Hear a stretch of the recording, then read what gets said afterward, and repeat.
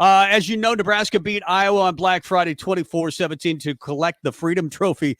I've never seen that kind of excitement from a Nebraska fan base and players, a group of players, for a team that was 4-8. But I'll take it at this point. Trey Palmer, of course, sets the all-time single-season receiving record, 1,043 yards. He had 9 catches for 165 and 2 TDs. It could have been 500 the way it was going in the first half. Nebraska obviously slowed the pace. This is an interesting comment from Trey Palmer after the game. The opponents, like, I don't like them. I don't like Wisconsin or Iowa. And I just woke up feeling pissed off. So that's what I did. You see what happened when I wake up pissed off. A great comment from Trey Palmer. He had a nice post-game conference, and then the news came out this morning that he is leaving Nebraska. Yeah, and not a surprise. I thought there may be a chance if Mickey were to stick around on Matt Rhule's staff that Trey Palmer might stay. Why should he? He's got 2 kids, as I understand.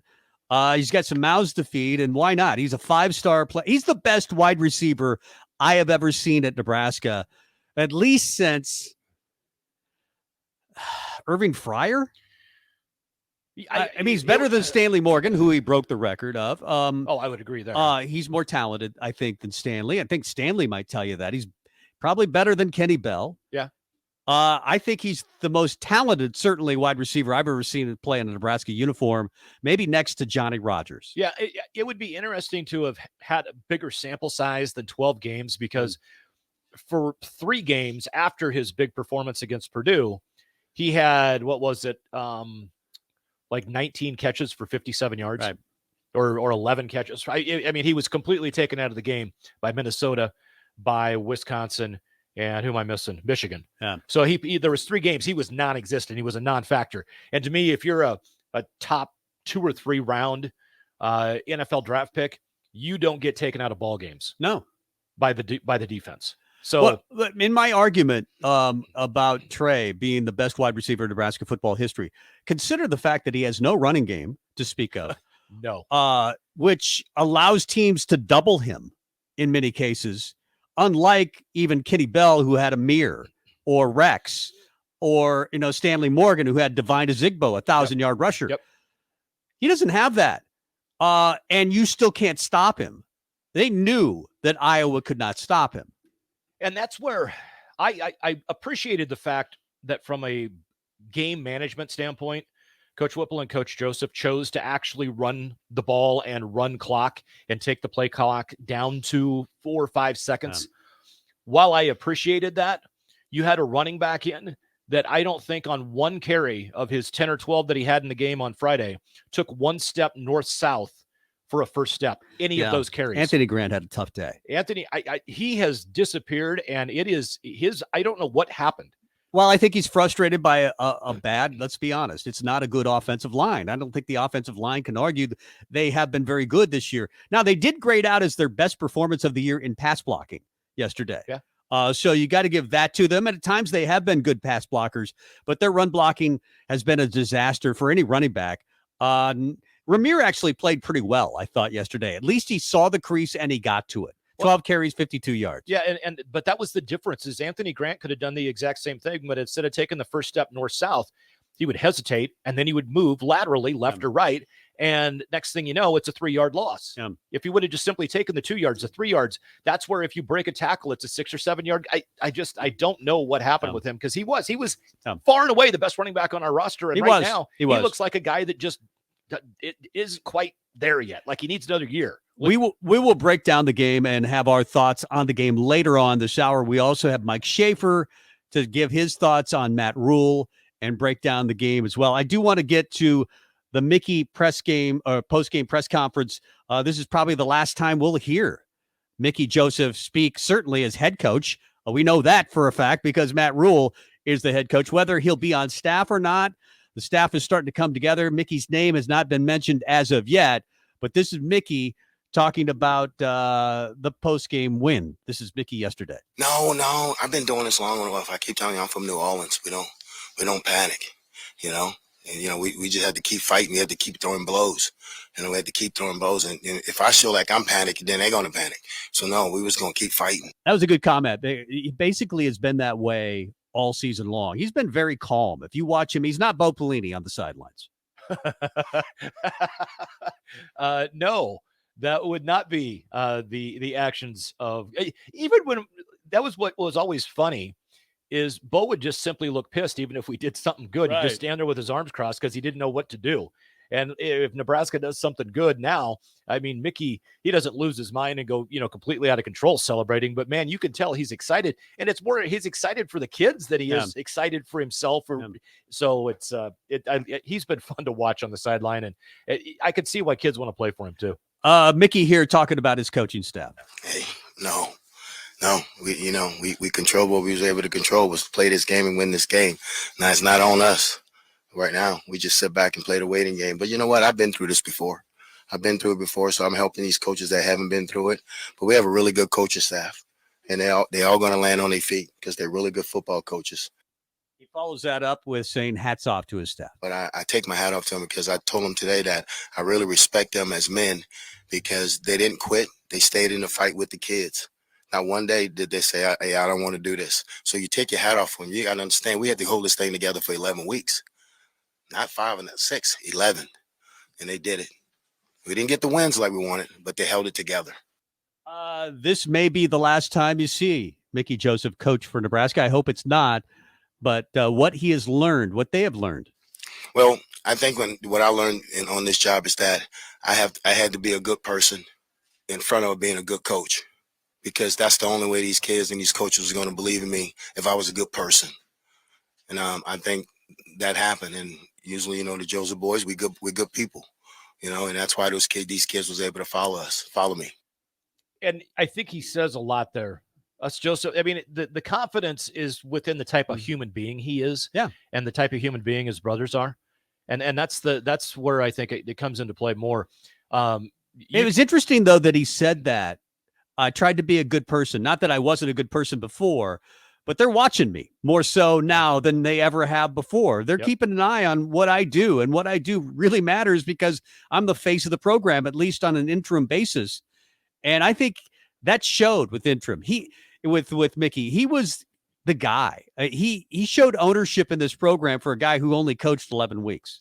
Oh, absolutely. And the history that he's got here. I mean, he played here, he graduated from here. This is his alma mater, and he's got a passion and a love for Nebraska. I saw a quote earlier in the week where, he talked about, coming back here was such an easy decision, as, he went someplace that he absolutely loves. And for the standpoint of, I see the positives and the negatives of him coming back as an assistant coach under Matt Rhule. Whether it happens or not, I don't know. We'll hopefully find out here in a day or two. I would guess Mickey probably already knows. Yeah. He acted a little bit like it in the press conference, and I said yesterday, but Friday. It feels like yesterday, but that it just felt his motions said, "I'm done." Yeah. At Nebraska, I could be wrong. I hope I'm wrong about that. Yeah, same here. You mentioned his love for Nebraska. Here is Mickey talking about his love for the school. Well, like I said, I picked Nebraska to come to Nebraska 2 times in my life, 1987 and 2021, that I came back here. I could have went anywhere in the country when I came out of high school. I could have went anywhere in the country when I left LSU. But I chose to come back to Nebraska. It's a good feeling. I love Nebraska. I love the state. I love the people. I love everything what Nebraska stands about. And I think you can see today that they these kids are young. They're young in this conference, and they believe now. So now you got to just build on it. And that's something I think Matt Rhule is going to do. And there's a big part of me that really hopes that Mickey gets a chance to be a part of this brand new staff. The staff is already coming together. Evan Cooper is going to be the cornerbacks coach. He was fired by the Panthers about a month ago and resigning today from Carolina. Assistant defensive line coach Terrence Knighton and assistant strength coach Corey Campbell. Look for strength coach Jeremy Scott to resign from Carolina sometime soon, and he will be Matt Rhule's strength coach. He has been everywhere he's been a head coach at. We'll get into at some point. I don't know exactly when we're going to do it, but probably in that 6:25 segment, second segment of the 6 o'clock hour, we'll talk about some potential assistant coaches that could land on Matt Rhule's staff. There's lots of names that are out there. The funny thing is, a lot of those names, they've been with him at Temple, they were with him at Baylor, and they were with him at Carolina. So I don't think he's going to stray too far from those. However, a couple of those people have some pretty good jobs right now. They make a lot of money right now, and whether or not Nebraska would match that is going to be interesting to see. And I think Mike Schaefer will fill in the blanks a little bit for us from Husker 24/7 coming up in the next 15 minutes or so as far as coaches are concerned and what's he think of the Rhule hire. We'll certainly ask him all of those questions. This is Mickey Joseph, though, as we head farther into the press conference. Why was Nebraska able to pull this one off? It's big. You know, they're going out a winner. They won their last game. And it was hard on them because every loss, you know, they understood why we lost, and we said, hey, we got to play 60 minutes of really good football, and we had to play, and we did it today. We had to play 60. Last week against Wisconsin, we played 56, so we played 60 today, and that's how you need to finish in this conference. Obviously, the margin for error is small for Nebraska, and you do have to play 60 minutes, and you kind of thought even with the 24-point lead that Nebraska would find a way to make it a close game because they don't know how to win yet. Despite that victory, they're still learning how to win tight games, and they almost lost it, but they did get by, and he did trust his defense to play a full 60 minutes, and they did. They did, and you know, led by Garrett Nelson. The fun thing, and it was a muffed punt, I get it, but the guy did not make a fair catch signal when he muffed the punt. And who was the guy that was 2 yards from him when he missed the punt that leveled him? The face of the program, Garrett Nelson. Yeah. On special teams. He had a good day. He's just a good, that's the thing. He's a good guy and he's a hell of a player. I don't know.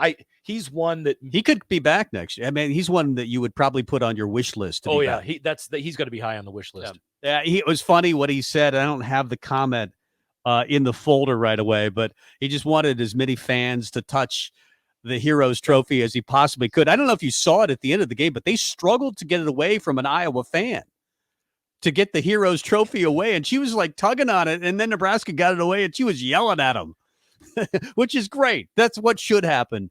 Iowa versus Nebraska. Iowa sucks. Have you heard the news? They do. It's old news.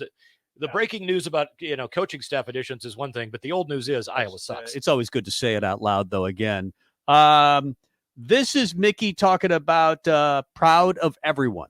Oh, very proud because I knew it was going to be a tough task. When you make a move like that early in the year, you got to really capture the kids. So we had to start right away. You remember we changed the way we were practicing.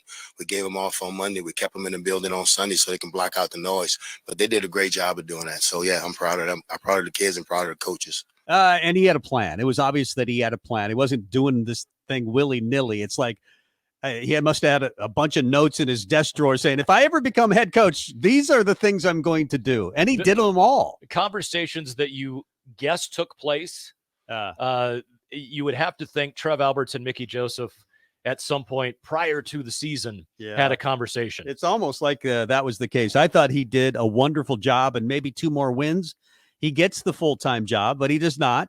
That goes to Matt Rhule, and Matt Rhule is already starting to fill out his staff. Have you heard Mike say there have been a couple of different announcements of coaches resigning from the Carolina Panthers? That usually follows taking another dot. You don't usually just quit. You go George Costanza and just quit without having another job lined up, and we're guessing that those jobs are at the University of Nebraska. Yeah, now the Terrence Knighton, he is the assistant D-line coach for Carolina, and it makes you wonder, is he going to be the D-line coach here? Because Elijah Robinson is one that a lot of people have talked about. He's down at A&M right now. He's making $867,000 a year, but I'm going to call it a knock, I would say, on Elijah Robinson for the whole whopping 12 minutes of investigation I did in looking up him and his history. He's dealing with some of the best players that are defensive linemen in college football. That's who's on his roster. And although the defensive line had certain games this year that they were spectacular, they also have struggled at times. And it makes me wonder if he's going to, if he would be a great fit. But he is one that's been linked to Matt Rhule in the past.